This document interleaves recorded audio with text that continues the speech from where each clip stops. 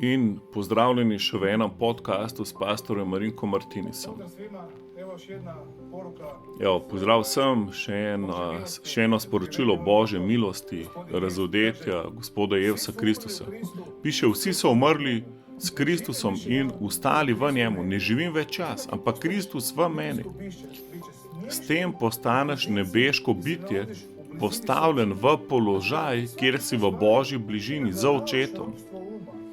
In s tem lahko premagaš omejitve uma.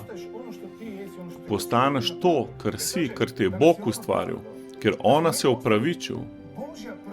Mi smo postali Božja pravičnost. On nas gleda opravičene, brez mane. Božja beseda pravi, še vedno nosimo masko, ker ne vidimo Gospoda z obličja v obličje.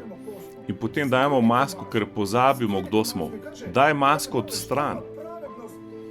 Ker kaj ima pravičnost z nepravičnostjo? Kaj ima luč s temo? In to pravi, razširite svoje srca za nebeške stvarnosti. Ti si Božja pravičnost. Obrni svoj pogled na njega. Obrni se stran od preklinjanja in od teme. Ker to Jezus storil za nas. Mi smo v njemu postavljeni v nebeške prostore. Slav Gospodu za te čudovite stvari, ki jih je storil za nas.